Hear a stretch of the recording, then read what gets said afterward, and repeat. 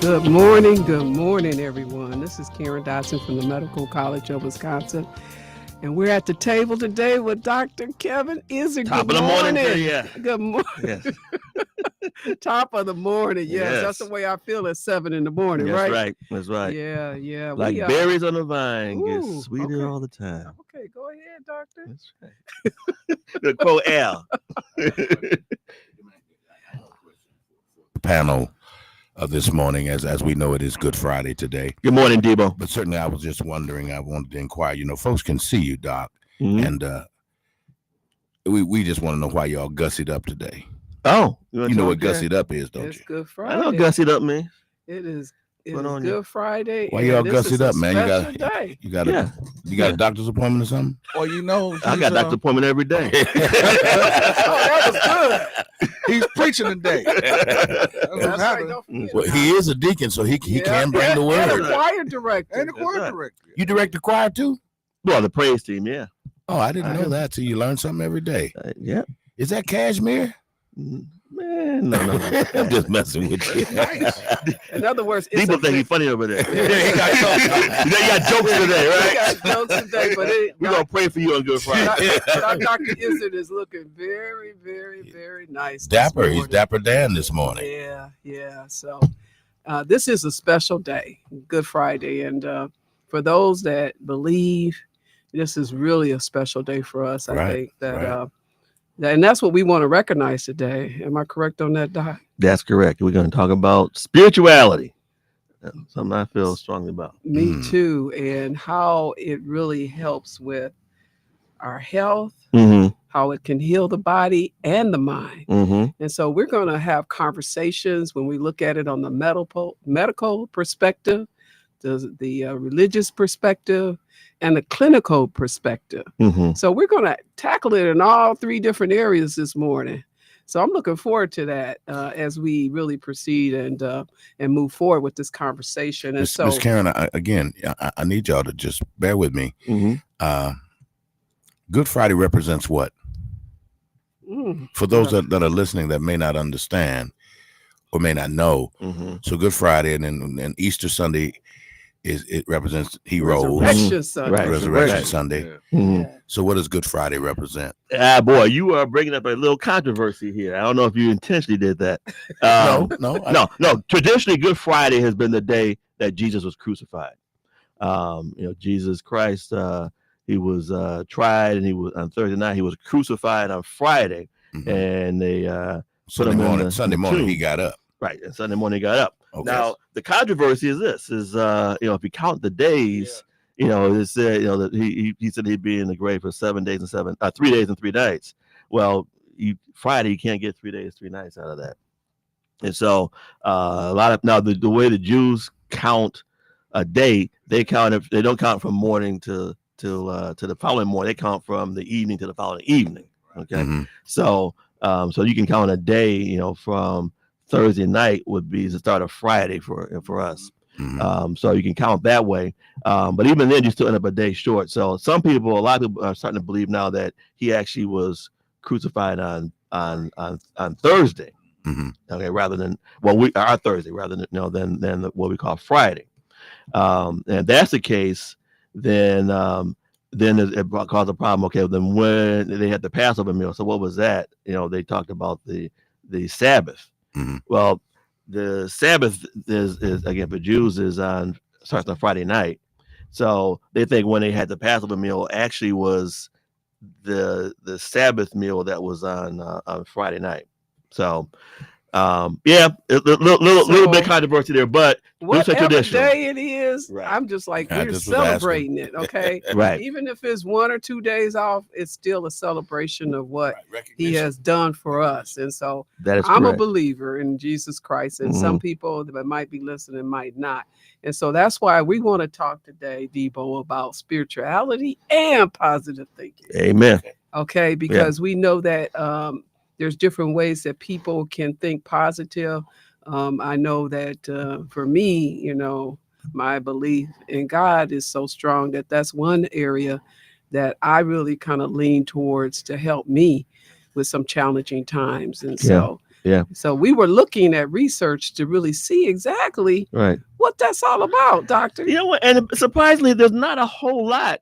I mean, considering what what kind of country you are, you think there'd be a lot of research looking at the power of prayer. We talk about the power of prayer, but there's not a lot of scientific uh, study of it. I mean, there are a number of different studies, but no big conclusive studies. And when I was doing my research, what was so interesting is that when they were talking about like clinical and medical physicians, they were also somewhat like priests at the time and Right. pastors. Right. So that was interrelated. Then I started thinking about, okay, look at all our different hospitals, and they're all just about religious. Yeah. They have religious Yeah, names. That's interesting because just historically, it was the church that was. In fact, if you look at the hospitals, St. Mary's, St. Joseph, St. Michael. Aurora. I mean, all these were a lot of these were hospitals that were set up by religious institutions. And they were, and actually, they were a lot were set up for the poor. And so these nuns were, taking care of people in these hospitals. And so, even you go back to the Middle Ages, a lot of the physicians were actually clergy people. So there's always been a close connection between spiritual health and physical health. And that started to really change in America, kind of with the Industrial Revolution and kind of getting more towards science. As the basis for medicine rather than spirituality. But there's one big thing I want to talk about. I don't know if you want to get into it now or. I really do, and I want to kind of set the stage a little bit to what our thought pattern was today as we start looking at spirituality. And I was just looking at some different quotes, and it says that spirituality can significantly aid healing by offering meaning, purpose, and a sense of connection, ultimately promoting psychological and emotional well-being. It helps manage stress, anxiety, and other mental health challenges by fostering a connection to something larger than oneself. Additionally, spirituality practices like meditation, prayer, mindfulness can enhance mental clarity and emotional stability. And so when I started thinking about all that, I'm like, meditation, prayer, mindfulness. So, so Dr. Izard, you have a study that you were kind of looking at that we want to talk about and break it down a little bit. So first I want to say this. There's really two things we're looking at when we're talking about like prayer, spirituality and health. One, and especially when we're talking about prayer, we're talking about intercessory prayer, where you're praying for someone. There's two aspects. One is, what does it do to the person who's praying? Okay. And then what does it do for the person who is a recipient of the prayer, the person you're praying about? And so there's two different outcomes with those things. So we know that you kind of alluded to this, with there's a lot of evidence that shows that prayer improves your physical health. And there's a lot of science to back this up, that they hook people up, and they can check their blood pressure, they can check their brain waves, they can check the respiration, they can even go as far as checking people's immune system and things for people who pray on a regular basis. Now, when I say prayer, we probably should define prayer. So prayer is kind of communing with your higher power. Now, for Christians that would be God. Well, all the Abrahamic religions, so probably with Muslim and Jewish also. You got other religions, Buddhists and things, and their meditation is a type of prayer. So, but what they find was that people who do that on a regular basis, that it improves their physical health, their mental health. They're able to focus. That there's a lot of social supports in practicing religion and being in a faith community, because you got people that are like-minded you're coming together with usually on a regular basis. You got social supports that the church provides, and so there's a lot of benefits that we can actually prove with prayer. The question really is, does it? And this is the big state I was going to talk about here is, does prayer affect intercessory prayer? Does it affect other people?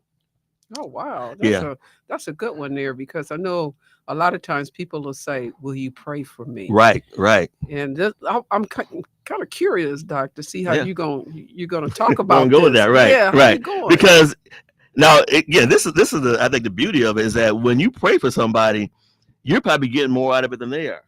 That's You true. know, Yeah, and so and that's when we look at our country right now and where we are, and people are so selfish, and it's all about transactions. When you help somebody, when you pray for somebody, when you have a heart for that person, it actually helps you. mm, So you're getting more out of it than they that's actually true. are. But there was a big study that was done in 1998. Okay, because again, all these little studies have been out, and finally someone said, okay, let's do a big study looking at intercessory prayer. Okay, and this study was the study of therapeutic effects of intercessory prayer, the STEP study. Also known as the Harvard study. It's probably more often referred to as a Harvard study because it was done by this cardiologist at Harvard Medical School, the Harvard Medical School. He was a cardiologist and looked at um, the effect of prayer on people who had a cardiac intervention. So what they did was people had coronary bypass surgery. They took 1,800 people, okay, 1,800 people, and they put them into one of three groups. So one group um, got just had the surgery with no prayer, no intervention.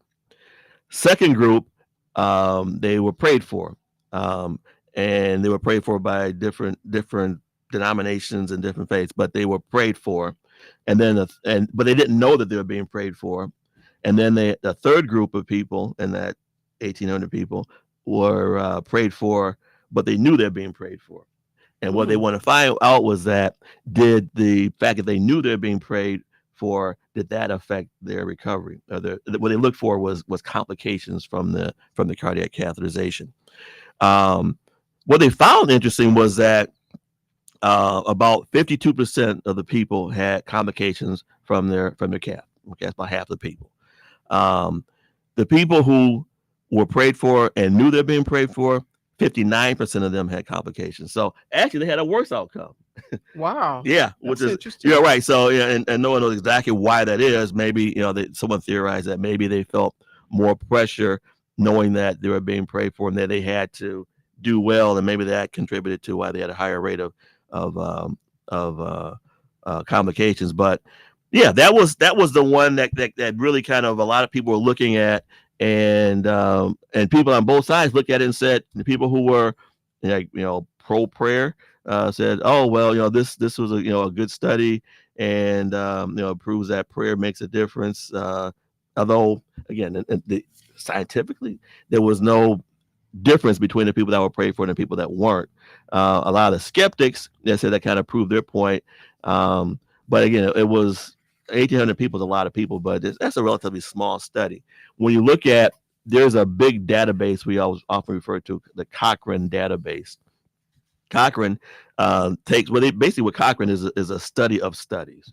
So all these little experiments that are done with maybe 100 people, 300 people, sometimes it's not enough people to make a conclusion. Well, we take all the studies that are done on a specific topic, in this case, prayer, and you put them together. Okay, and then you ask, okay, now we got maybe 100,000 people. Now you can kind of make some conclusions. When they look at all the studies that were done looking at intercessory prayer, the Cochrane concluded that, again, this isn't a religious organization. This is a scientific organization. Cochrane concluded that of the 10 randomized trials of intercessory prayer involving 7,000, so when they put them all together, they got 7,600 patients that were studied. They concluded that there was evidence that was promising enough to justify further trials. In other words, Mm. they couldn't conclude anything, but the information suggested that there is something there and probably should be further studied. And when you think about it, I'm just thinking, like, whenever I've gone through challenges or issues or whatever, and someone prays for me, Hmm. it makes me feel better. Yeah. So I think it's a psychological effect Right. that really starts happening with us that then kind of works with the mind, the Karen, body. yeah. Yes. Definitely. And this is where You say, I'm going there. Huh? interesting. Yeah, this is where it gets really interesting because I went to this conference a while ago, and there was this a rheumatologist who was talking about the placebo effect. Yeah, and so he told this story about one of his patients who was in this trial, and she had connective tissue disorder, which is a kind of a rheumatological issue. She was so bad that she was in a wheelchair. She was in constant pain, and so what these trials they do is they have a group of people, they put them on a medication, and then they have the control group, which does not get the medication. And when they blind it, that means that the patient doesn't know which medication they're given. So the people who are getting in the control group are getting a placebo, and the people in the study group are getting the real medication. And when they double blind it, that means that the person giving them the medication does not know either. So the doctor giving them the medication does not know if they're getting the placebo or the real medication, and that's kind of the gold standard for testing something, because the doctor doesn't know, so they're not getting sending signals to the person that, oh, this is supposed to make you get better. They're not biased that way. The patient doesn't know. So so he had this patient who was in this trial, was getting this medication, and she used to be very active, and again got to the point that she was in a wheelchair. So she started the medication and started to get better, and over the next year and a half she got really better, to the fact that she hiked the Appalachian Trail, which is this long trail that people will go on, very rugged, very demanding. So she was really getting better with this medication. And so at the end of the trial, they say, okay, trial's over. We're gonna stop giving you the medication, and we need to do our studies and our result. Look at the results, look at the data. And so she then stopped the medication, and she started to get worse. She said, look, I need this medication. And so she talked to the doctor, and he said, well, I don't know, what the medication, really is, because it's not really available. I can talk to the manufacturer. So he talked to the people that were making the medication during the study. And they said, it was a trial, we can't really give this to you. And so they appealed, and bottom line is this: he finally convinced the company to unblind the trial, so that they know what medication she got. What you gonna say? Go ahead. You know where I'm going with this, right? Yeah, go ahead. She was getting the placebo the whole time. Say that. And so knew you were gonna say that. There is a lot about the power of placebo. The placebo means what we call sugar pill. So they give them, if people think something's going to work, then it works. And so even Jesus said, your faith has made you whole. A lot of times, right, exactly. So if you believe something's going to work, a lot of times that works. And so now unfortunately it's not ethical for us to use placebo in medicine. But I would love to give someone's, because I think it's in their head, and say, look, take this, and we'll see what happens. Right, yeah, just give them a sugar pill, bro. You can't. Yeah. But you know what? So how do you work with them then if you can't do that, and that it's more so in their head than really physical or something like that? What do you do? Try to convince them otherwise. There is actually, this is crazy. If you go to Amazon, there's this product called Zeebo, Zeebo. It's like $25 a bottle for 30 pills. And it's placebo. And it says on the bottle, it's placebo. This is placebo. This does not fix any medical problems. And people, there are like all these 5-star recommendations for the medication, saying that this placebo works great for me, for my headache, for my arthritis. There's nothing in there. It is, it's just sugar. Wow, they're making money. Isn't that amazing?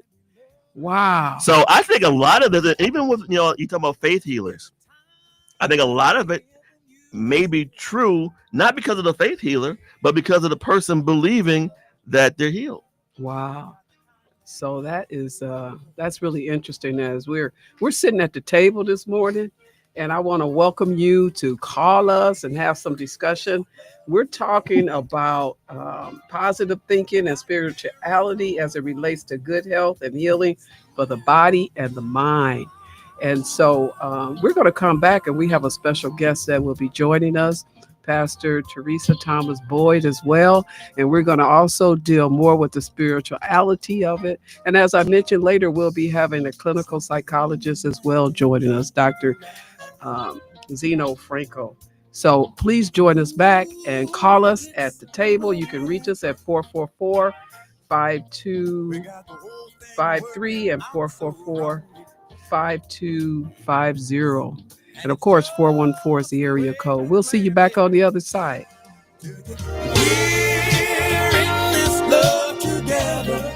We got the kind that soul stirring gospel Easter bash is gonna be a bash you don't want to miss at Abundant Face, located at 7830 West Good Hope Road. The Captain Spirituals. Come on now, Spencer Taylor and the Highway QCs. The fabulous Lucky Brothers, Pastor Tim Rogers and the Phillips is gonna be in the house. Bishop Neil Robeson, Reverend R.L. Bush and the Revived Son, Willie Rogers, Tiffany Terry, Willie Banks Jr. and the Messengers. Curtis Eubanks. Now get your tickets at the New Pitts Mortuary. Call 414-4476.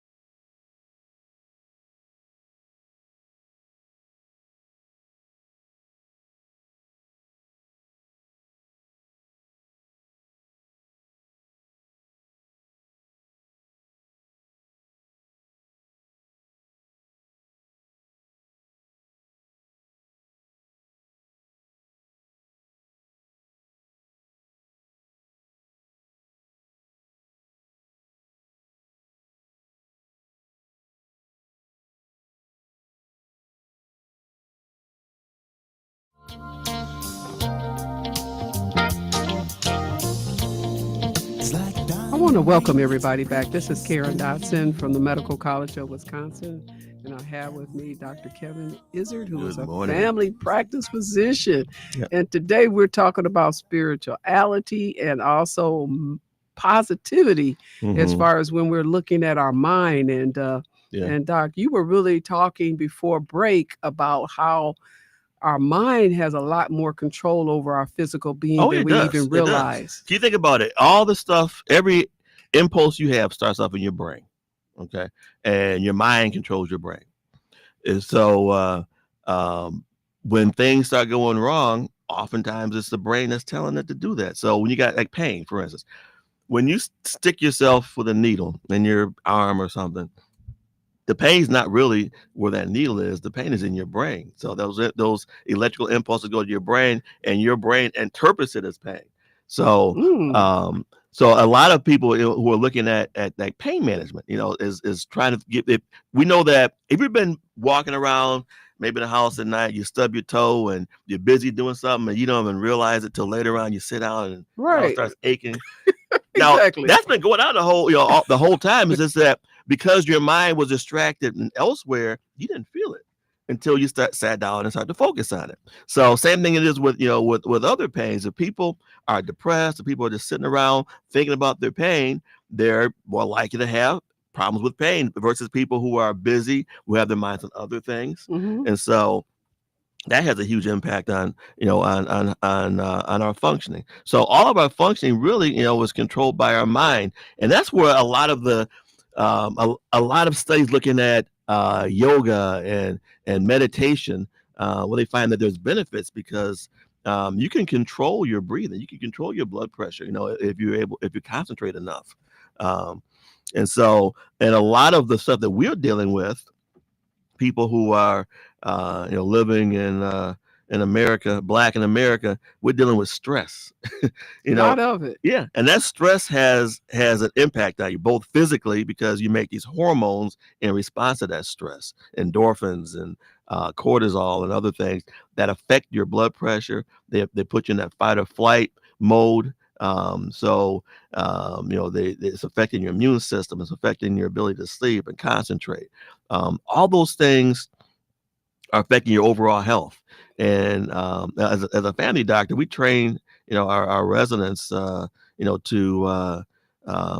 take a when you're assessing someone, especially like for their annual exam, you should ask about their what's their religious beliefs, what their faith beliefs, because a lot of people say they're spiritual, and other people are not, and so that really affects their health because people are biopsychosocial spiritual beings, so all those aspects play a role in how you function. The biological is, of course, your body and how your physiology works. The psycho is your mental health, so are you depressed? Are you anxious? Do you have other mental health issues? Social, what are your social supports? Do you have people around? Are you lonely? Do you have family? Are you a person who's giving? And so all those things affect your health too. And then spiritual, what is your belief about your role in life? Do you have a purpose? Do you believe that there's a God who loves you? And all that stuff affects, again, how you respond to a health challenge, whether it's a chronic one, high blood pressure, diabetes, or something like a heart attack or a stroke. Dr. Izard, a lot of times I was just thinking about, and it even happened with me as far as like, the job and life in general sometimes can be very stressful. And then I finally go on vacation and I'm relaxing, and then all of a sudden I get sick. Yeah, but has that ever happened to you? I mean, like your patience, is that because your body finally like relaxes, and so all those different types of things that's been like keeping you together now say we're going to relax, and they relax too much? I'm trying to figure this out. Why you get sick when you travel? Or when you're on vacation, or some of it may be that a lot of times if you're traveling, you're like in a plane or like around a lot of people. So you have more exposure, and then you're more likely to get a respiratory infection because of that. But what a lot of people find when they're on vacation, and think about this next time you're on vacation for a while, for a week, your nails grow and your hair grows, and that's because you're getting more sleep. So, and a lot of people don't, if you think about it, you start realizing, oh man, my nails grew a lot more when I'm on vacation than when I'm not. So sleep really plays a significant role with our health and our healing, our mind, and our body. It does. And a lot of the things that, that we think may be, like, people come in, they have chronic headaches, and I'm listening to them, I'm thinking, okay, this is really, you don't have a brain tumor. You're stressed out. And the trick. Oh, so they went to the brain tumor. Right. Yeah, right. Because people, immediately jump to the, I got Yeah, something bad yeah. going on. And a lot of times it's a matter of trying to get them to that place where they can realize that it's their life choices that they're making. It's how they respond to things, and even the Bible says that laughter does good like a medicine. How many people? When's the last time you had a good laugh? Worry. Worrying that you can't add one cubit to your life. By worrying about things. But we worry all the time about things, and that's why we talk about things like poverty. Because if you got if you feel like you got everything you need, you're not as stressed out. But if you're just hustling from day to day, that affects you. It really does. And again, and maybe not directly, people don't realize it, but it does have an impact on you. And that's why a lot of times there's so many things associated with poverty, including things like cancer, because your immune system, everybody at some time will have a cell in their body that goes rogue. The DNA's messed up, and it's probably a cancer cell. But your immune system, if it's working correctly, should be able to detect that and destroy that cell before it goes someplace else and implants and becomes a cancer. But if your immune system isn't working, these cancers pop up, and so you're more prone to developing different types of cancer. So a lot of times meditation, just getting your mind set on, like you even mentioned breathing, just how can you really get yourself a little bit more calmer and get centered. Centered. Yeah. That's a good one there. Get centered. So again, a lot of us hop up in the morning, me included, and you running from the moment you get up to the time you go to bed. Do you take time to pray? Do you take time to meditate? Do you take time to have for yourself and just appreciate the stuff that's around you? Appreciate the world. Look at the trees and the and the grass, and there's stuff going around. This the spring is coming. Trees are going to start budding. How many of us walk by flowers that are popping up now and don't even see them? So the other thing that I was looking at, because I was looking at actually McLean Hospital, and they're like one of the top hospitals that provide services for mental health. And they said spirituality can address issues such as poor self-esteem, low confidence, lack of self-control, and fear of daily tasks and challenges. Yes. And so, it's like, that's one reason why right there in itself, why it's very helpful for us to really stay focused and stay grounded. I think a lot of it has to do just the fact that if you feel, remember we talked about ACEs before, and we talked about who grew up feeling like there's nobody thought that they were special, that affects their health as an adult. I think even as adults, you still need to feel that somebody thinks you're special. And if you don't feel that there's a God out there who loves you, who's looking out for you, then things happen to you and you have no reason for it, and it seems pointless. And they have this thing called learn helplessness, where you feel you have no control over your environment, and that affects the way that you respond to things too, and how your body functions. And if you feel there's a purpose for things, okay, I'm going through this health illness, or this event happened to me, someone died, and if you feel there's a purpose for it, that somebody out there understands why I'm going through this and has a higher purpose for it, that's going to make me better in the end, you accept that a lot better than if you feel like this is all just incidental. Things happen to you haphazardly. You have no purpose. Or if you feel like you were created for a reason, you were created, and that God has a plan for you, and you got a purpose in this world for why you're here, you're able to function a lot better than if you feel like you're here for no reason. You're just here until you die. Then it becomes about you. But if you feel like you're here for a purpose, then you do things for other people. And we talk about, when you do things for other people, that affects you too. Yeah, it makes you feel good, like you're doing something for someone. Now, the ugly side of this too. Now, the ugly side of this is that I've had people, and a lot of people, that they come in and okay, your blood sugar's high, you have diabetes, and their response is, well, I'm not claiming that. And so, so they're in denial and they don't take the medication. A lot of people, and that's so religion can become a crutch. Now, again, it's and there's this line, and I always have to try to walk it, because you don't want to deny people's faith and their Their belief belief, about things, yes. but also you want to keep it real. And so if someone's got a high blood sugar, and I say, and they say, well, I'm not claiming diabetes, I say, okay, I'll tell you what, pray about it. What's God telling you? What changes do you need to make? Okay, maybe you need to change your diet. Okay, that's probably a good place to start. Okay, and a lot of us, usually not we're not having these problems for no reasons. Usually because we're not living right, we're not doing the right things. Okay, and then if God's going to heal you of this, then there will be evidence of that. So when we get your blood sugar in 3 months, 6 months, then it should be better. So now, I don't discount that, that God can, heal people. Oftentimes, though, and usually what he'll do it by natural means, so people have to change something that they're doing. And usually what they're doing is contrary to what he's taught us anyway, so, we are worrying about things. He says, we're not supposed to worry. We're eating the wrong things. We're gluttons, basically. We don't like the word gluttony, but that's a lot of what's going on. That doesn't sound good, Right. Doc. Right. That glutton doesn't sound too good to Right. me. We're unforgiving. The unforgiving Oh. spirit affects you. And people have said it. It's like not forgiving somebody is like taking a poison and expecting the other person to die.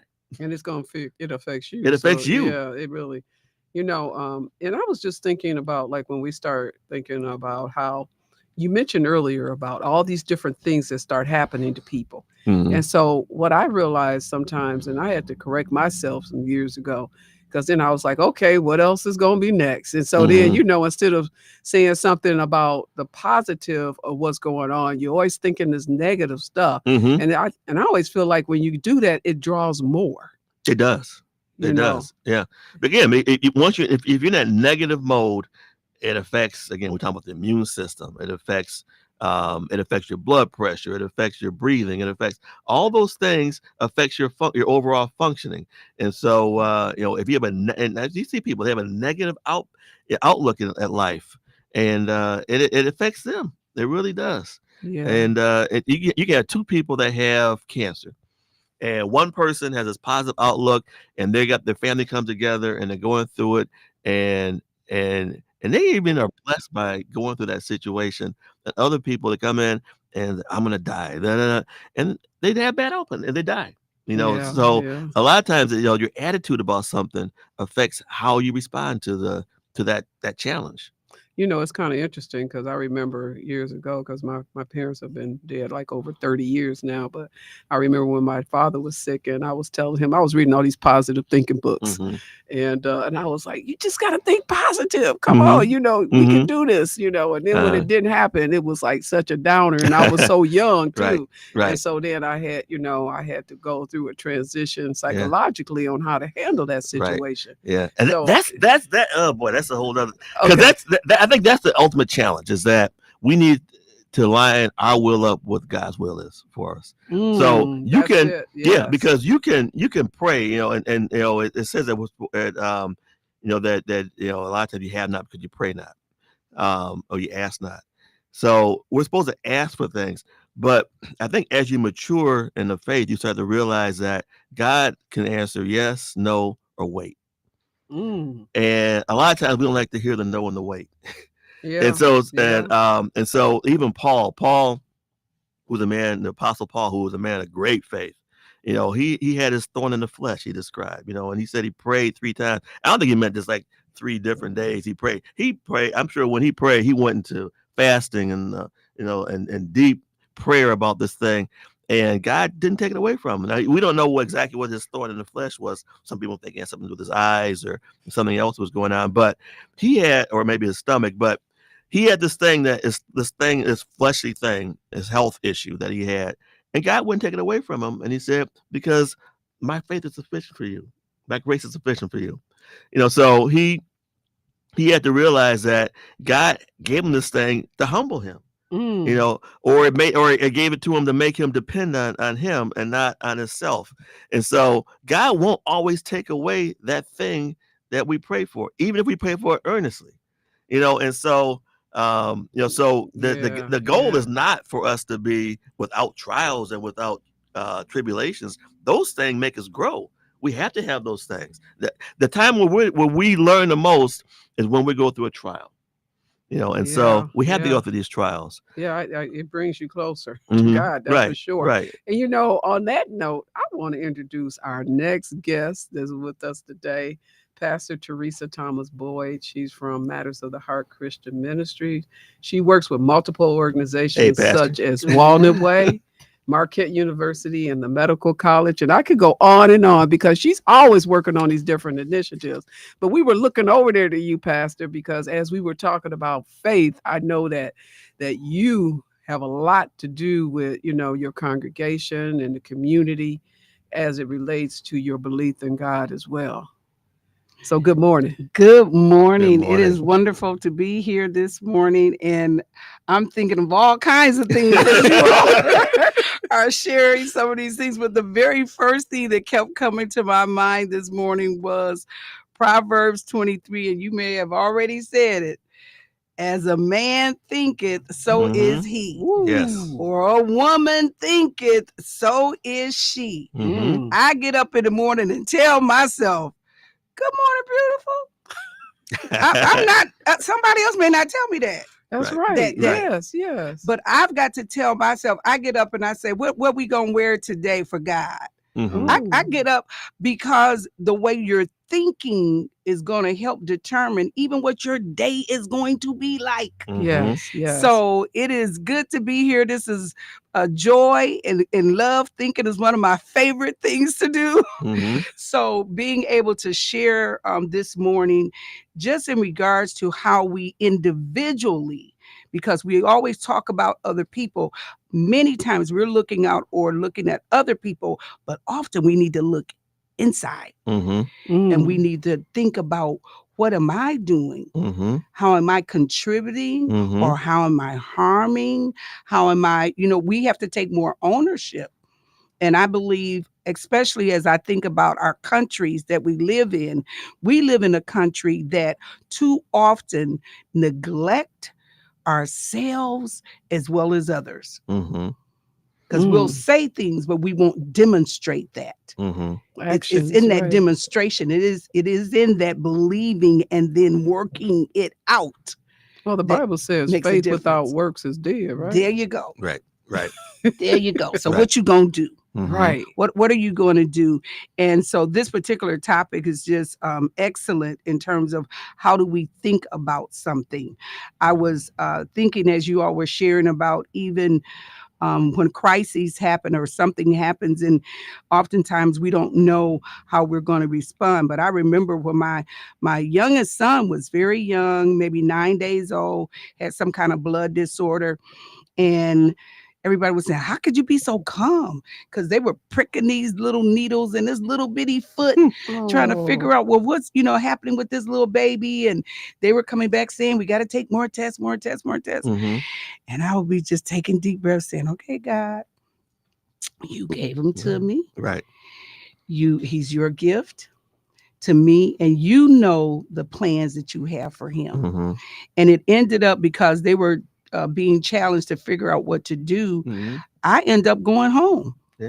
See, Pastor, if I you said, if he's worried about that, what am if I you're gonna worried do? about that, it's not going to change anything. Yes. Plus, it's going to have an adverse effect on you. Yes. And that's why people, Yes. get sick when they have people in the hospital, because they neglect themselves. Yes. The caretaker. Yes. Mm. So you've got to then still take care of you, and you've got to decide, okay, this is not, I don't have control over this. Mhm. Right. That's true. And so, but going home, even in that one night, I had been there for days, but going home that one night, I said, that's your baby. Mhm. I said, you may have gifted him to me for 19 days or whatever it was. I said, but whatever it is, I'm putting it in your hands. And it was like throughout that night, when we got back that next morning, my husband then and I, they said, well, we don't really know what all took place because they couldn't explain it.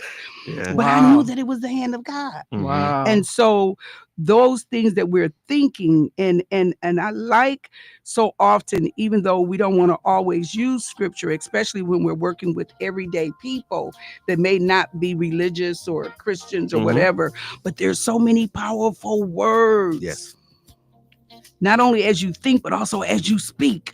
Yes. Yes. It changes the atmosphere. Mhm. Yes. It changes the atmosphere. So I'll just end with this, and I'm Well, not we're sure gonna how we're gonna much have we're some gonna- more conversation Yes. on the other side. We're getting ready to take our break. Okay. We're at the table. This is Karen Dotson from the Medical College of Wisconsin and Dr. Kevin Izard, who is a family practice physician, and also Pastor Teresa Boyd. We are here today to talk about positive thinking, spirituality as it relates to good health and healing for the body and the mind. Please feel free to give us a call to join at the table with us at 414-444-5253, 414-444-5250. We'll see you back on the other side.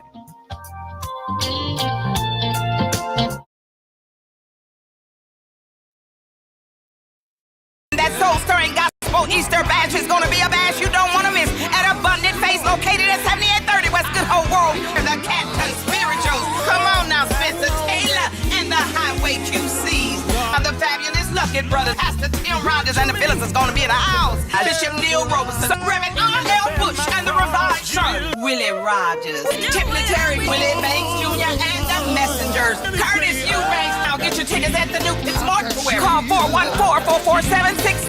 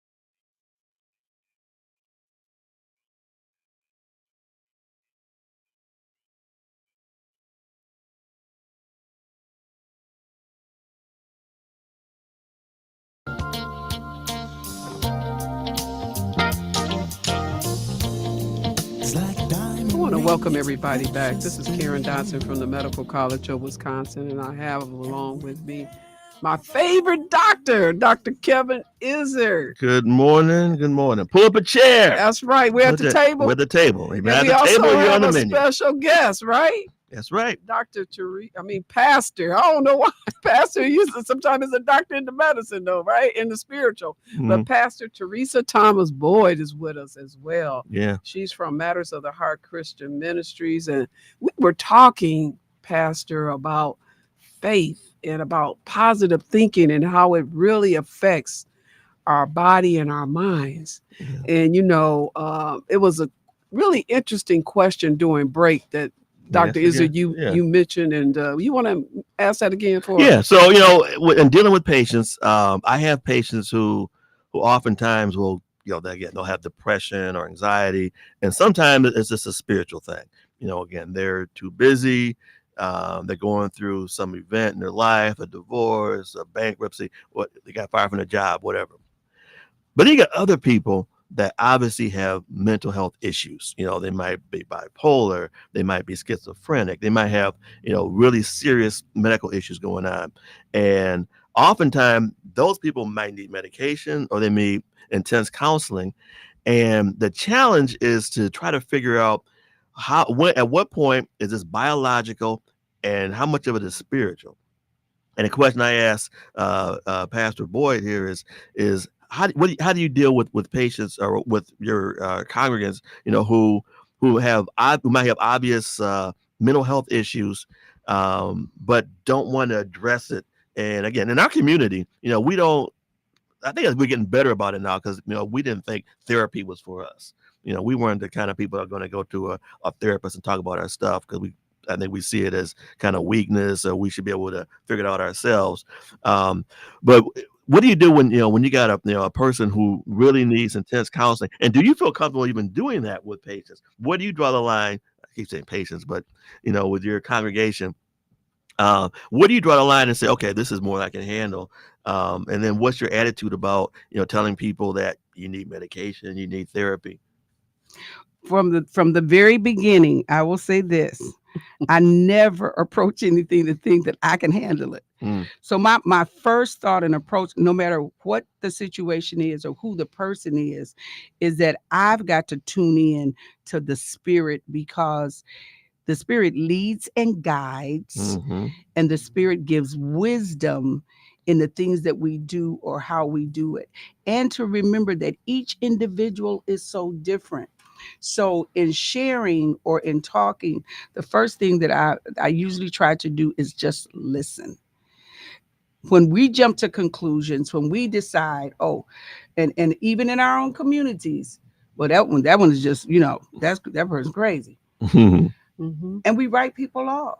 But we don't know their stories. We don't know what they've gone through. So a lot of it for me is to listen. And then in many cases, I try to do a balance or suggest a balance in what that person is not only thinking, but what are you doing?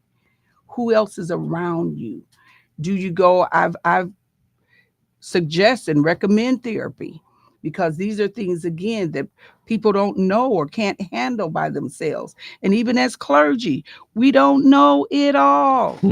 We don't have a one or whatever we think we might have to just heal somebody.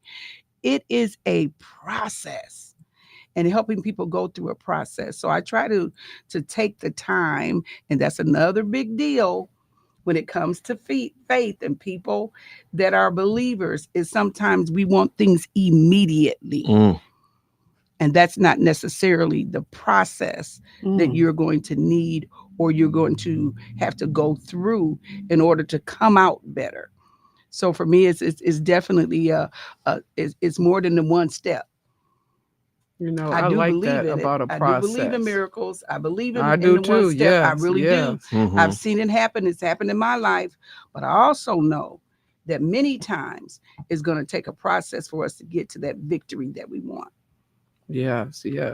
Dr. Kevin Izard, I know it's almost your time, but I know you might have a couple more my questions. time, right? It's about your time. He's got to get on the road to go see his time has patients. come. That's Yeah. right. Your time has come. Yeah. But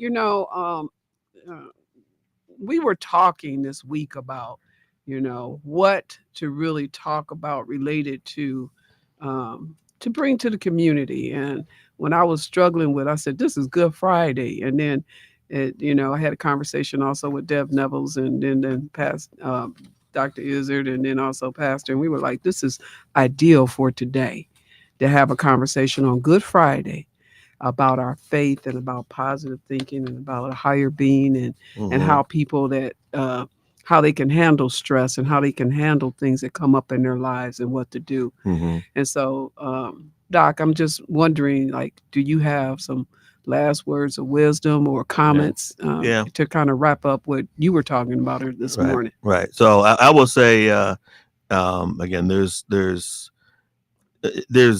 God has made natural law, and then there's consequences. So, for instance, you don't have to believe in gravity for it to work. I can be a complete atheist, and if I drop my pen, it's going to fall to the floor. Okay. But then there are other things that God does, but they rely on faith.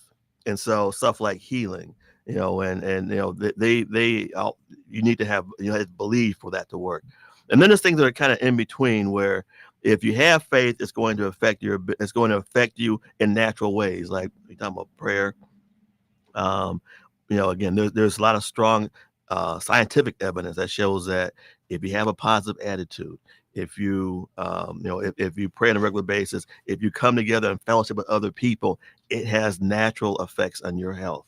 Yeah. And again, regardless of whether you're whatever your faith, your spiritual background may be, just spirituality in general has an effect on you, and a positive effect on you. So, I want to encourage people, who maybe are not in a faith group. You got to come together, because part of it is even if you're a Christian and you read your Bible and do that, and if you don't come together, you're missing a big part of it. Because part of what we have to do is not just we're not supposed to just receiving, we're supposed to be giving too. And so all of us has a spiritual gift, all of us has a role to play. And so when you're not there in church, a lot of people never came back to church after COVID. And so they're watching TV, and that's great. You can hear things, you can get the message, but you got to be in fellowship with other people. You got to have someone look you in the eye and say, how you doing? And not just, oh, I'm blessed. And you go on and you're dying inside. You need people that hold you accountable. So you got to get in fellowship with other people, get into small groups, men's groups, women's groups, singles groups, whatever group, you're in, but you need the support of other people. So, you're not going numbers. Crazy. There is. It's power in numbers. And, one other thing, Doc, that we were talking about too with Pastor Teresa is that what about addictions? And I know that you were just saying, oh, yeah, we got to kind of mention that today, too, because spirituality and addictions, they kind of go hand in hand. Definitely right? Behaviors, right? I mean, that's probably one of the strongest areas where, your faith comes in is in behavior. How do you change? It's hard to change someone's behavior. Okay. And, and so sometimes you got to have your Damascus Road experience, where you have or your come to Jesus moment, where, something happens to you to get your attention. And so, so changing the behavior is hard to do on your own unless you got some in 12 step, they call it, higher power, but you got to have the belief that there is something greater than yourself. And then it's not just you, something that's controlling your or has an influence on your environment. So yeah, definitely with behavioral changes, your spiritual beliefs make a huge impact on whether you're able to make those changes. Yes, and we'll have more conversation a little later in the show. We'll have Dr. Zeno Franco, who is a clinical psychologist, talking with us about that as well. So, Pastor Teresa, Thomas Boyd, I wanted to open it up because there's a lot of different things that you are doing in the community. And every time I'm talking to you, there's something else. I'm like, what else is it? I mean, you are so involved in the community, and I mean on different levels.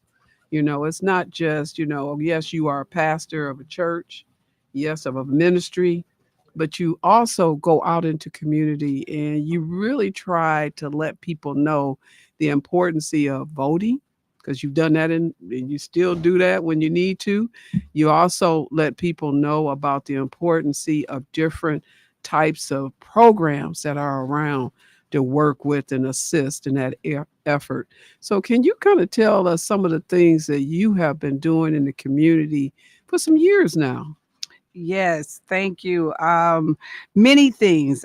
I'll put it this way: when you're a doer, so a man thinketh, so is he. But also, to whom much is given, much is required. Ooh, Which I say that a means lot. you gotta do things.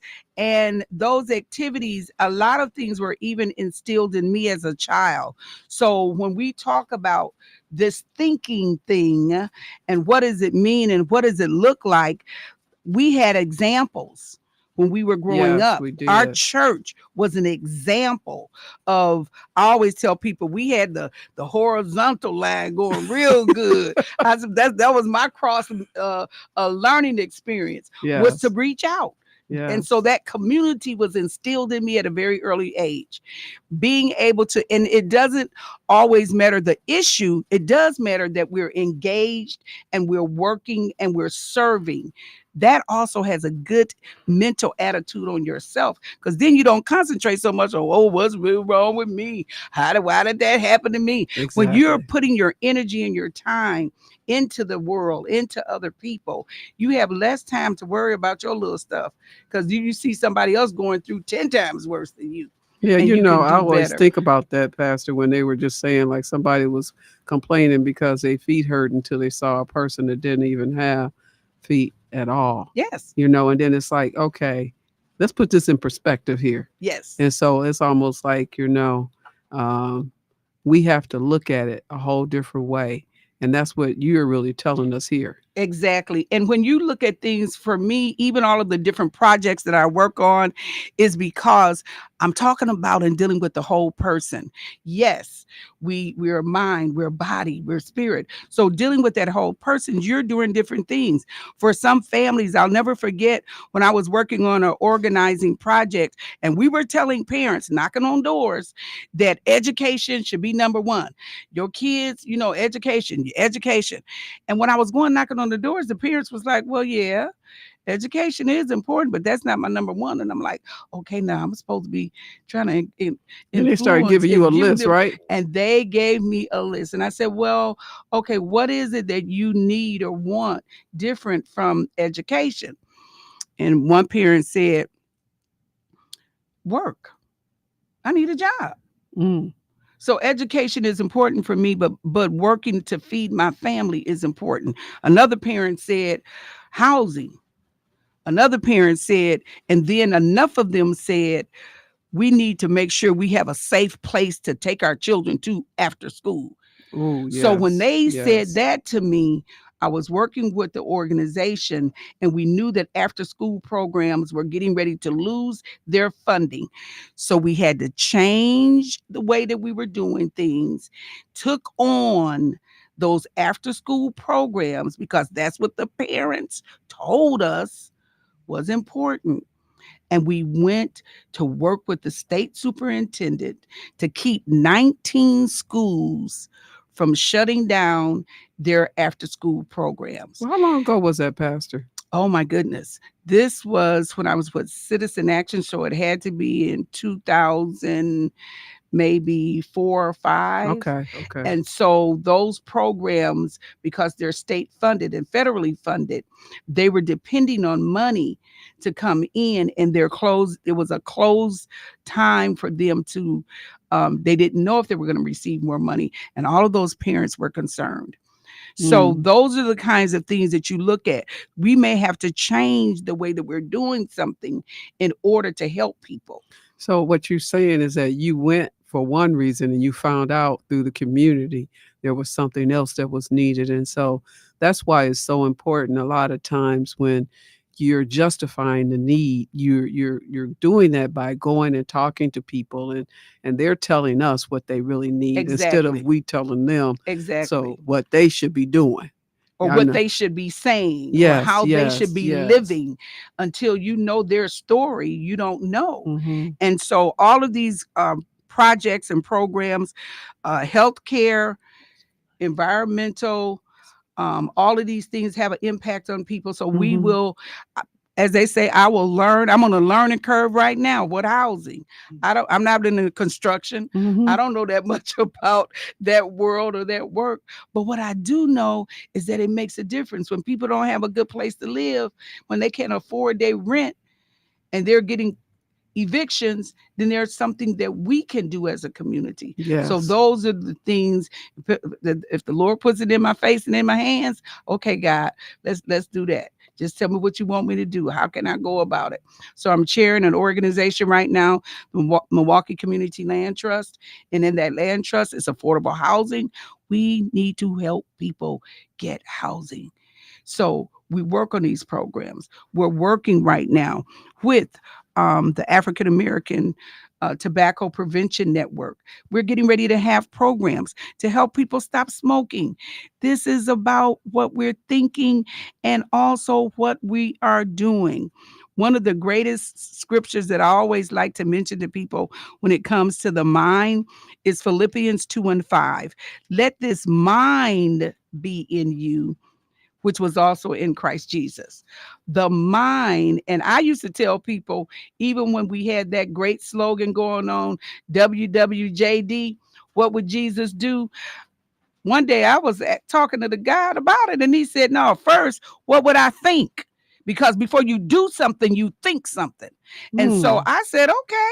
So I started saying, well, wait. Before we say, what would Jesus do? What would he think about it?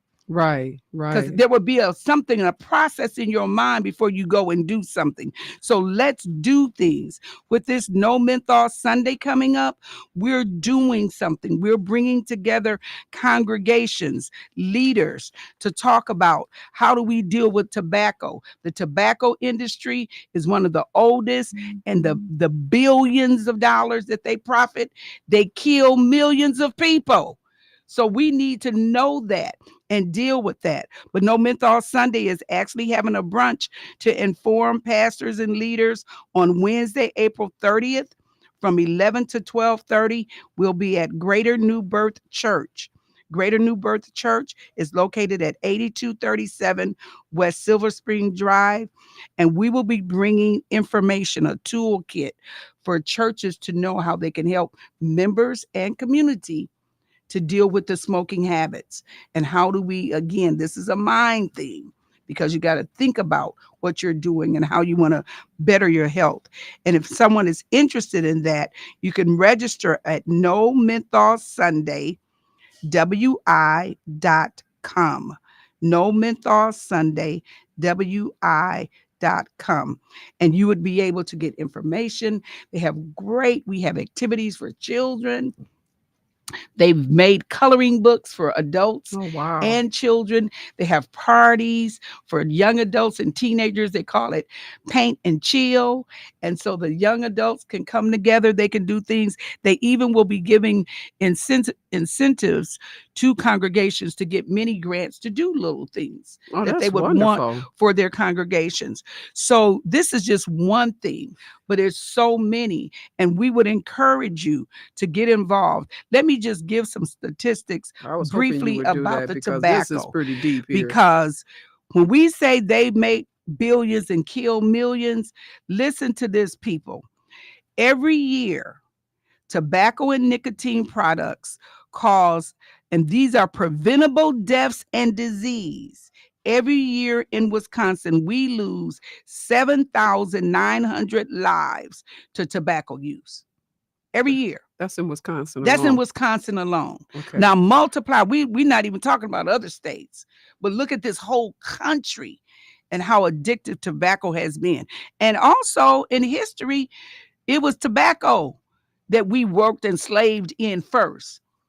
Cotton came after that. So the rich things that we've done, we made them rich in the tobacco field. We made Yes. them rich in the cotton field. So these are things now that we also know has had an impact on our lives. $3.9 billion in healthcare expenses Wow. come from the diseases and preventable deaths with tobacco And that's every year. every year. Listen to the productivity though. They make $5.6 billion. Wow. So when they say profit billions, but kill millions, is real. Mm. It's not just a cliche. It's not just a rhyme. No, it's real. And those are the kinds of things that we need to know. And we need to know, how do we help each other? Right. And there is a 1-800-QUIT NOW, 1-800-QUIT NOW number that can be called for families, for individuals that want to help, because your health depends on it. Your wealth depends on it. If you're not healthy, you're not going to do too much. Right. You know. can't. And that's really interesting. So let's break this down a little bit. You mentioned that you're going to have this event that's going to be at Greater New Birth, and that's going to be on Wednesday, April 30th from 11 to 12:30, and it's going to be a no menthol Sunday brunch, but it's going to be held that Wednesday, April 30th. From that, it sounds as though that you're going to have resources available for other churches Yes. as well. So you are inviting other churches to come to this event, Yes. that then they're going to be able to have kits that they can go back to their congregation. And then there's going to be some other resources for them too. Yes. So can you explain that a little bit more? Yes. So when they come to the event, they will get a toolkit, and they can even order more things depending on what they need for their congregation.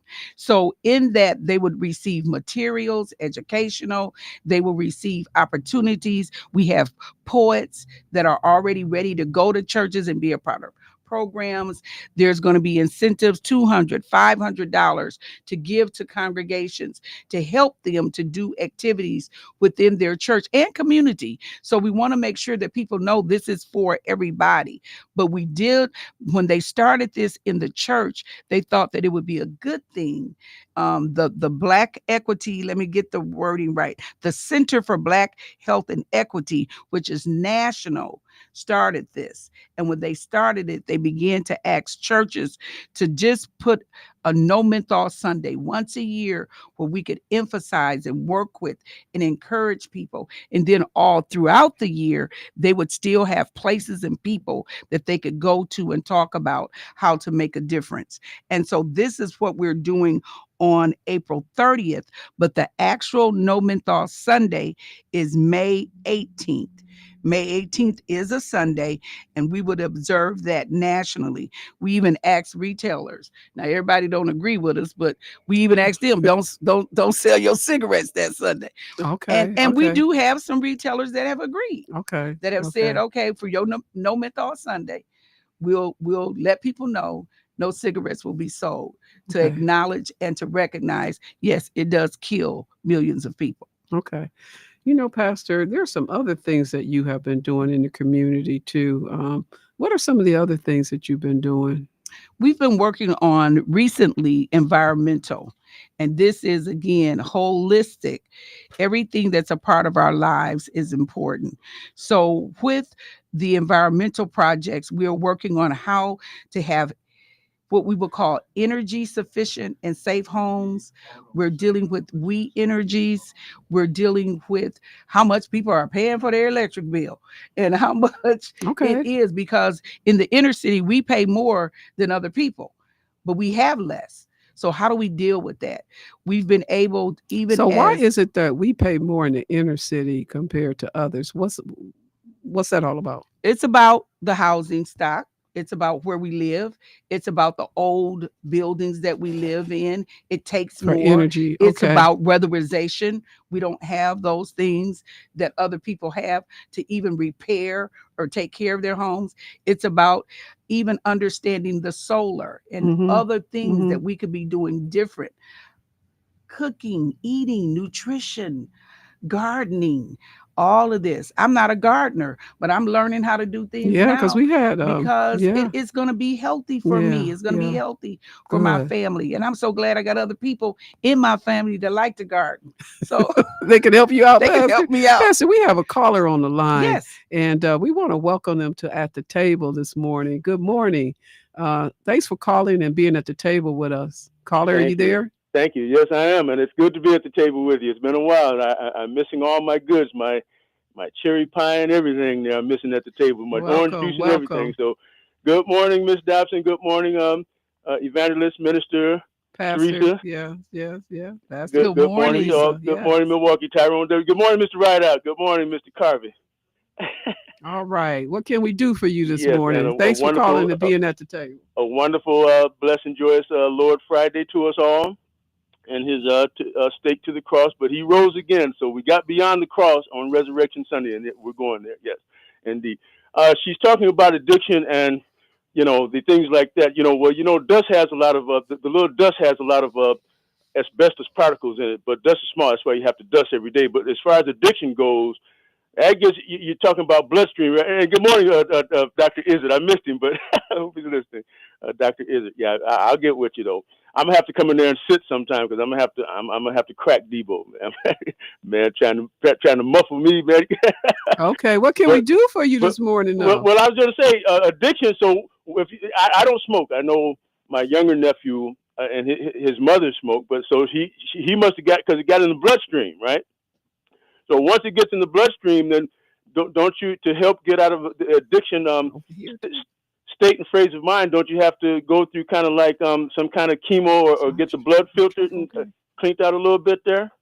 Are you hearing me? Can you understand me? Yeah, I can hear you. Yeah, I can hear you. Okay, and I'll listen to you over the air. So yeah, if it's in the bloodstream, it's kind of hard to come clean if the addiction, the different like the nicotine and all that stuff is in the bloodstream. You got to get that stuff cleaned out. Like sickle cell, you got to have the blood cleaned out, transfused or something. Thank you, love you, and I'll listen to you over the air. Thank you. Wow, wow. We're also just looking at the weather, and there's been a lot of rain and flooding throughout the community. So we're just asking people to be careful, be safe. We're on Capitol here, Capitol and 20th, and it is extremely flooding. Lake WNOV over there, man. Yeah, Lake WNOV. So we're just asking people as you're driving in your cars, be mindful as far as where you're driving, and if it looks too high, don't go through it, turn around, because that's really what's going on right now. But I want to go back to the conversation that the caller had, Pastor, about it's in your bloodstream and addictions. And so, that's one of the reasons why we had a physician that was on medical. We're going to have a clinical psychologist that's going to be here around 8:30 as well, because we know that it is challenging, and it's not just sometimes it's psychological, but it's also related to habits. Am I correct on that, Pastor? Yes, very much so. And that's why when I started out this morning, I said, so a man thinketh, so is he. So even in those habits, the thought of me not being able to conquer something. And when I'm speaking of it, I am speaking of it more holistically in terms of mind, body, and spirit. We have to also do something. It's not just about what we say, but we also have to do something different. And that's a challenge because we can get into a rut. I can tell you, even in terms of the migration, and my family was one of them. They came from the South and came here to the North. But one of the challenges that we had in my mother's family, that it was so hard when men got money, one of the things that they went out to do was to drink. Yes, celebrate. But we ended up with a lot of alcoholics in our family. And that's not what I like, but it was a reality, because it happened that then they couldn't control it. First, it was just, a drink every now and then, but then it got to be an extreme, and it harmed them. It harmed the family. And so there were things that I just vowed, I'm not going to do that because I'm watching somebody else go through it. Same thing with addictions. Okay, I'm watching somebody else. I don't want to go through that. Mm-hmm. Addictions, gambling. I mean, all of those things that you look at and can see. So it can be what we will call your environment will have that impact on you. But even with that, we can choose, we can decide that we're going to do something different. I refuse to give in to whatever it is that would cause me to harm myself, That's to a word harm for my today. family. Yes. If I Yes. know something is going to be bad for me, what am I going to do different? And that's where, where Dr. Kevin Izard was talking about sometimes we can't do it alone. We Yes. got to have go to groups. We got to go to different counseling to assist us in those efforts. Hey, listen, we're going to come back Okay. in a few minutes, but we got to take a quick break. This is Karen Dotson from the Medical College of Wisconsin, and we have Pastor Teresa Thomas Boyd with us, and we're at the table today. We're at the table, and our discussion today is positive thinking and spirituality as it relates to good health and healing for the body and the mind. We'll see you back on the other side.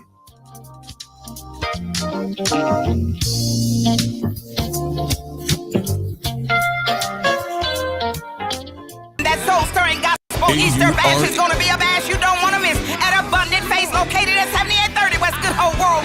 The Captain Spirituals. Come on now, Spencer Taylor and the Highway QCs. The fabulous Lucky Brothers. Pastor Tim Rogers and the Phillips is going to be in the house. Bishop Neil Robeson, Reverend R.L. Bush and the Revived Church. Willie Rogers, Tiffany Terry, Willie Banks Jr. and the Messengers. Curtis Eubanks. Now get your tickets at the New Pitts Mortuary. Call 414-4476.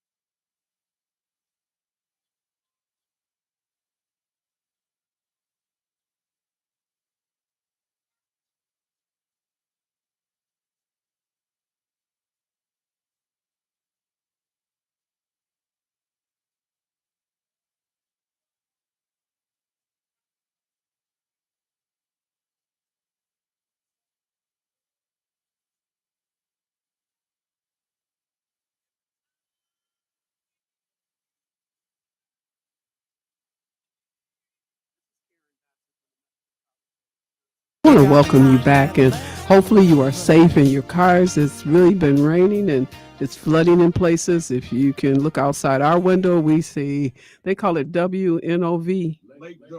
Lake WNOV. So that's what we're dealing with over here. But I also have Pastor Teresa Thomas Boyd that has joined us, and we were talking on the spirituality of positive thinking and just what it means to just continue thinking positive as we go through our trials and tribulations and life itself. But I also want to bring on with us Dr. Uh, Zeno Franco. He's a principal investigator for a research program. He's also director of research, education, and training in the Department of Emergency Medicine at the Medical College of Wisconsin and a clinical psychologist at Veterans Administration. I want to say good morning to you, Dr. Franco. I'm glad to see you're safe. Good morning. Good morning. And as we are here today, I know you mentioned that you were located in your car wondering if it's safe to get out. And so I'm glad to see that you're safe and you were able to join us this morning. So we were talking today about spirituality and also positive thinking can significantly benefit health by influencing both physical and mental health being. Also, it says that it helps individuals manage stress, improve resilience, and adopt healthier behaviors, ultimately leading to a better quality of life and potentially longer lifespan. So, what are your thoughts about that as far as when you're seeing your patients? Because Dr. Kevin Izard mentioned that when he was seeing some of his patients, and some people would say, well, I believe that I'm just going to pray about it and not, do anything else. And so I wanted to hear your thoughts about that as far as how you deal with your patients as well. Yeah, well, there's an old kind of joke, and I think it's especially appropriate today with the amount of water that's coming down, about a man that was stuck in a flood, and a boat came by and said, "Do you need help evacuating?" And a helicopter came by and said, "Do you need help evacuating?" And eventually he died in the flood and went to heaven and got it. And he was talking to God, or whatever. Why didn't you help save me? And God said, "Well, I sent a boat and I sent a helicopter." Yeah. So He was waiting on God. He was just waiting on God instead of looking at all the resources that God had for him, right? Right. And so, I think that's a really instructive little saying, right? Is oftentimes we have to look for the supports that are there in life, however you think about it, a higher power, God, the way that nature intervenes in to try to make things better for us. There's a lot of bounty in this world. And oftentimes we get stuck seeing all the things that are going wrong. And so taking advantage of that bounty when it's there, that's partially on us too, right? So we have to hope for intercession in some way, but we also have to recognize it when it occurs. And that is so true. And I know that Pastor Teresa Thomas Boyd, you're going to get ready to leave right now. She has, today is Good Friday. Yes. And so I wanted to thank you for coming on Good Friday. And I also want to thank Dr. Franco, because his wife always tells him he's supposed to be off on Good Friday. And so he's working today. And I was like, please tell her about grace and mercy. Yes. So I don't know if you were able to use that with her or not, but yeah, I wanted to thank you both for being here today. But Pastor Teresa, I know you're getting ready to leave right now. And do you have any final words of closing before you cut out on us? I will definitely share with you from Philippians 4:8. And this is a good thought, because it says, if there be any virtue, if there be any praise, think people on these things. Whatsoever things are true, whatsoever things are honest, whatsoever things are just, whatsoever things are pure, whatsoever things are lovely, and things of good report. Think on those things. If you even take the time throughout the day to let me just think of something lovely for a moment. Let me just take the time to think of something pure for a moment. Let me even just take the time to think of something that made me laugh. You can change the way you feel based on what you think. I am so honored and pleased to be here. I want to emphasize again that we are doing a no menthol brunch on April 30th. If you are interested, you can go and you can register at nomentholsundaywi.com. Toolkits will be given. Beautiful brunch will be given at Greater New Birth Church. We do need people to register for it. And we want to be better all the way around, mentally, physically, and spiritually. God bless you. Thank you for joining us today. This is Karen Dotson. We're at the table today. And so Pastor Teresa Thomas Boyd has joined us. We also had Dr. Kevin Izard, the beginning part of our show, talking about the medical as well as the physical. So thank you for joining us. And Dr. Franco, I wanted to come back to you as it relates to, how we think, and how when you're working with your patients, and sometimes like Dr. Izard mentioned that patients sometimes say, well, yes, I might need the medication, but I'm going to pray on it and my God is going to heal me. Have you ever come to some of those different challenges with some of your patients as well? And how do you handle it? Yeah, I think, for me, it's more in the mental health space than in the physical space. And oftentimes people are dealing with depression or anxiety. And it's great to see you, Pastor Teresa, as well. Good to see you again. So yeah, it's good to see her. She used to be with us for a while there. Now she's working on other projects. Yeah. So, I think for my patients and more broadly, just in community mental health, oftentimes people are struggling with, trauma. They're struggling with depression, anxiety. And I think there's a lot of times when time does heal things, when it's okay to think about intercession coming from outside, right? Whether that's family member support or if you have strong beliefs about God, that maybe there's a spiritual intercession there as well. At the same time, kind of going back to my, the little funny story about taking the help that comes. There are times when medication is super important to help get by, right? I mean, I think it's much better to take a medication than to maybe really struggle with depression to the point where it's causing a disruption in the family or you're at risk. But I think, a lot of what you're focused on here today, Karen, is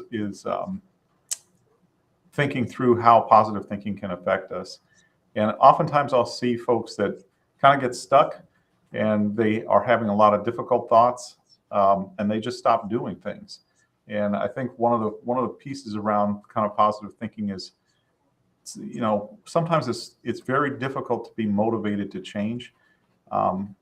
Increasingly, I'm encouraging myself and other people to stop thinking so much about am I motivated or am I not motivated, but just trying to do something that's positive, right? Even if you have no motivation, like literally no motivation to do it, to try to figure out something that's a positive step in your life and just do that thing. And I think sometimes that can sort of jumpstart our positive thinking. So what you're saying is that our attitude really makes a big difference. And so how do you recommend people, like sometimes, like, for example, on my phone, I'll have like when I turn on my phone, the first thing I see is palm trees and an island, because I love that and that makes me feel good. And so I'm like, okay, I want to be there all the time, because that's that happy place where, you're out on vacation and you don't have to worry about work or all these other issues. So how do you really help people try to get a positive attitude? What do you tell them some of the things they should do? Yeah, I think, one thing is that the human brain is naturally kind of wired to look for negative things. And so we kind of have to fight our own biology. That's a survival skill, right? What's going wrong in the environment, whatever. I think sometimes we need to just take stock of the day. When I was younger, one of the biggest things I would do is I'd focus on something negative that I had done or had failed to do in a particular day. And I realized I wasn't looking through the day to see what I had done right. And so I forced myself to start thinking through, okay, you're picking on yourself for these things that didn't go perfect. But what did you get right today? Right. And I think that can sort of change the internal conversation. What did you do right today? And also realizing that it's not, when I think about it, it's almost like I don't have all the answers and I can't, on my own. And so that's where we were talking about having a belief in a higher being, or having belief in your faith in God. And some people who don't, still just having a positive faith in a higher being to be able to make you feel better sometimes really helps. And so I know it's kind of interesting when you start dealing, especially because you're a clinical psychologist. That means that you see a lot of people that need medication in order to make it work for them. And one thing that I would say that Dr. Izard mentioned is that we got to know exactly when do we use the medication and when do we use both types of methods to allow for us to move through that process. So what is your recommendation for that for people? Well, the research, I think Dr. Izard is exactly right. The research says that for mental health problems, oftentimes it's a combination of medication and therapy that works best. In fact, one or the other sometimes isn't as really not as effective as both together. So, I think that combination, also working with your physician or psychiatrist, but think through, does the medication need to be changed? Things change over time as we age, as we change as people. We're going through ups and downs. So the medication might need to change. Sometimes people worry, I'm always going to have to be on this medication. I think there's plenty of situations where a medication is helpful in a short run, and then people are able to use therapy and get to a better spot. And also, I think that's an important piece around positive psychology, thinking positive, is that just because things feel overwhelming at a particular moment in our life doesn't mean that it has to stay that way.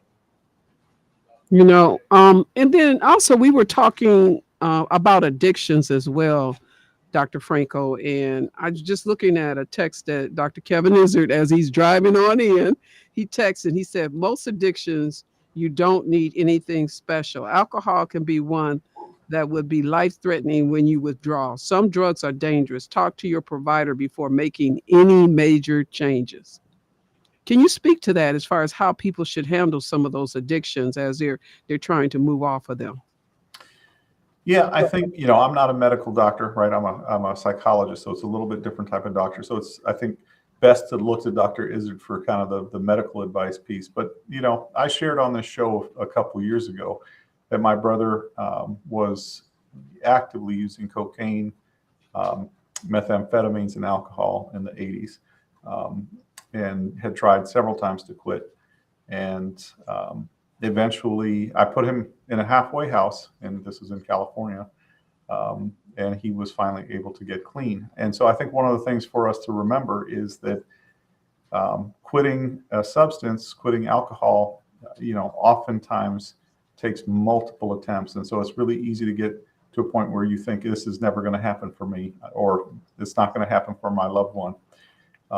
I think it's super important for us to not give up on ourselves and to not give up on the people we care about.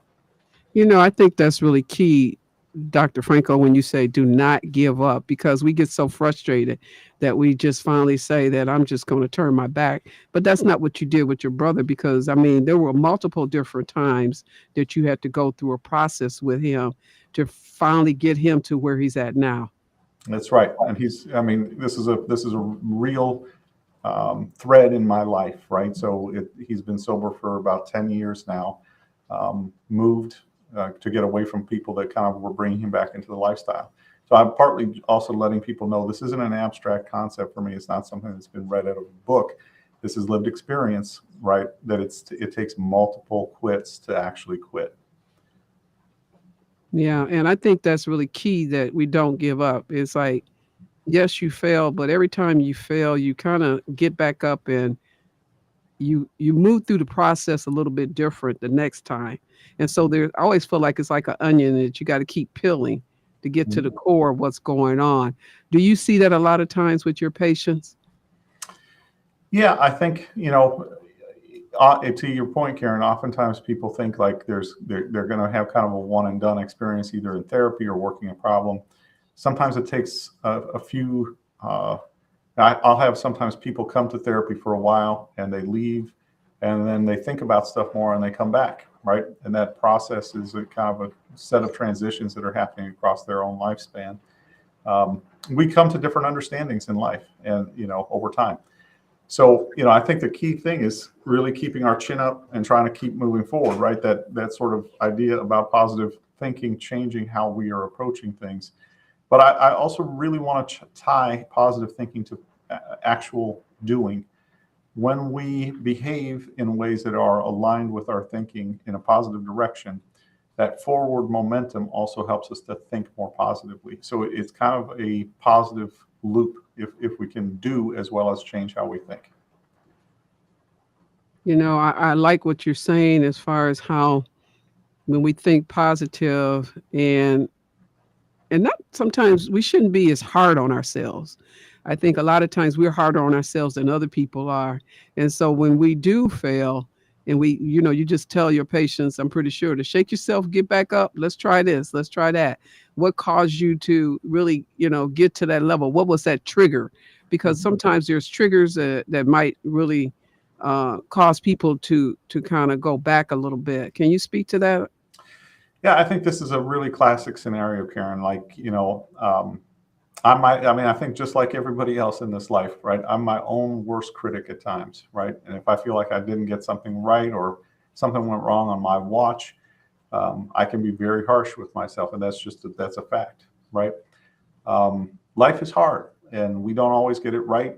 Life deals us cards that we didn't expect, and part of, I think, understanding what grace is also giving ourselves grace, right? It's not just giving grace to other people. Can you really recognize that you can't get it all perfect in this life, and you've done the best that you could?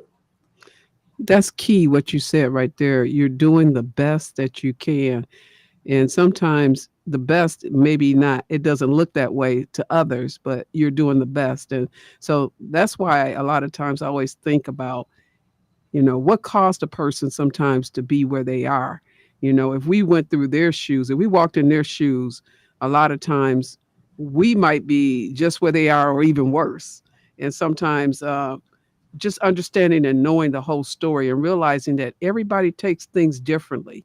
We're all wired differently. And so what triggers one person or what causes another person to do something is sometimes a lot different. So how do you work with families to deal with people that have challenges, Dr. Franco? Yeah, I think, one of the key things is recognizing that sometimes, a person in a group may need somebody else to pick them up, right? Whether that's a family member or a friend. That part of having a positive outlook on life is also looking out for other people and recognizing, my cousin is suffering right now, and what can I do to intervene? I think this is a, kind of a day to reflect on spirituality. And I think being a positive intercessor on somebody else's behalf is one of the most powerful ways that we can align our life with a spiritual understanding. Regardless of what spiritual background you're from, we can actually impact for good when other people need it, if we just open our eyes a little bit. So sometimes it takes a family unit to keep the family unit going.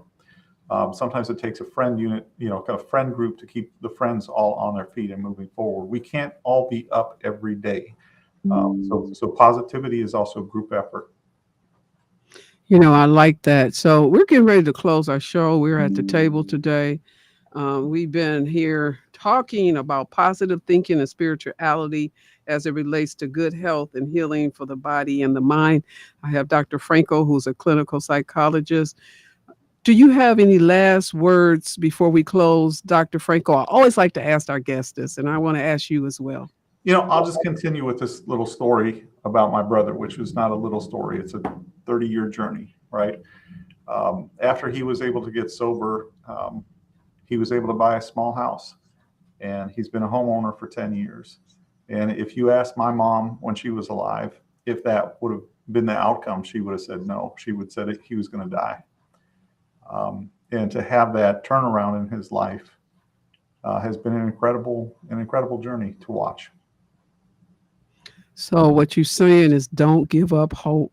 That's Just right. keep hope alive. Almost like what Jesse Jackson used to always say, keep hope alive, Keep because hope alive. there is sunshine at the end of the tunnel if we just keep going and believing, having that positive thinking. So I want to thank you, Dr. Franco, for joining us today, sitting at the table with us and having some reflection today on Good Friday and spirituality and positive thinking and how we can make a difference. And so I know a lot of people are reflecting this week on that.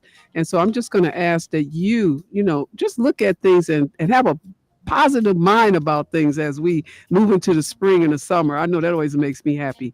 So I want to just thank you, Dr. Franco, for being with us. I want to thank everybody for joining us at the table today. We have wonderful topics. Thank you for calling in, but also be safe out there with the weather. And we'll look forward to seeing you in the next couple of weeks. Take care.